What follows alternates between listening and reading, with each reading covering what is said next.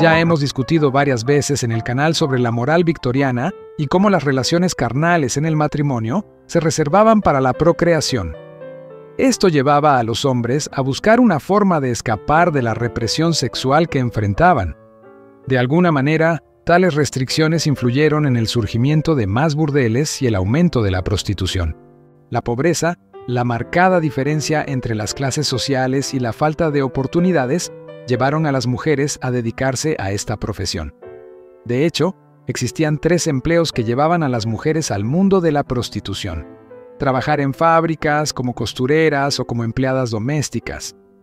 Como trabajadoras de las fábricas, las mujeres laboraban 14 horas al día, donde la mayoría de los empleados eran hombres, y frecuentemente sus jornadas laborales se extendían hasta altas horas de la noche. Lamentablemente, muchas de estas mujeres fueron víctimas de violaciones.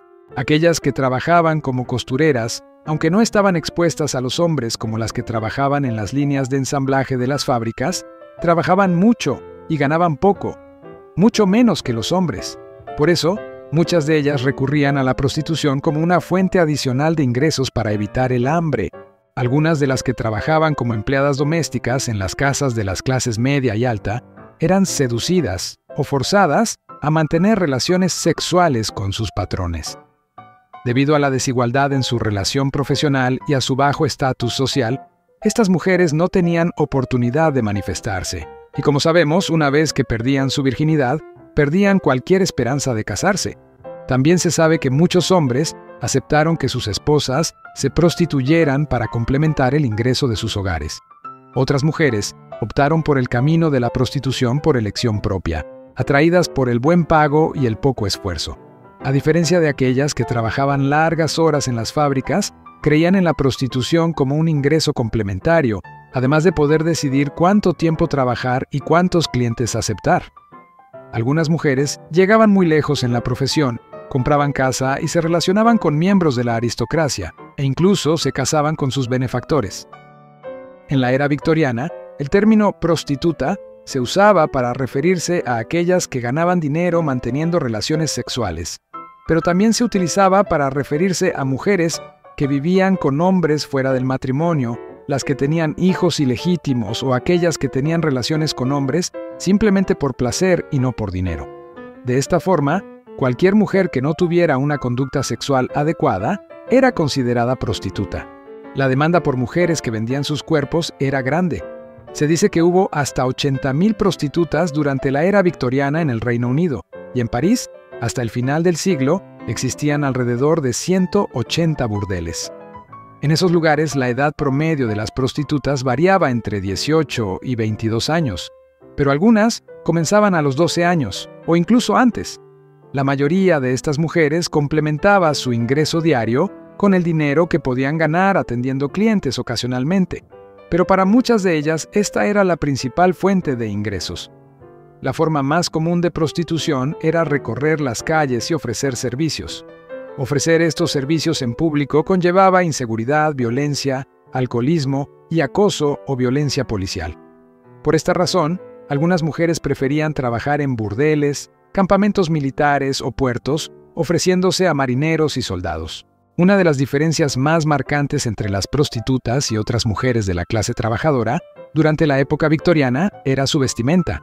Las prostitutas usaban vestidos hechos de materiales y colores llamativos que realzaban sus figuras, dejando de lado los chales o sombreros en público, algo común para las mujeres derechas de la época. Las mujeres de la vida sueltan sus cabellos y dejan los hombros al descubierto, lo que era, en esa época, algo bastante seductor y atrevido. Entre las prostitutas existía una realidad de solidaridad mutua cuando era necesario. Si alguna de ellas era arrestada, otras conseguían dinero para ayudarla.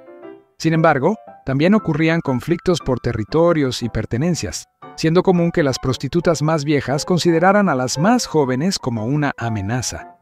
Esto podía resultar en peleas, robos e incluso muerte.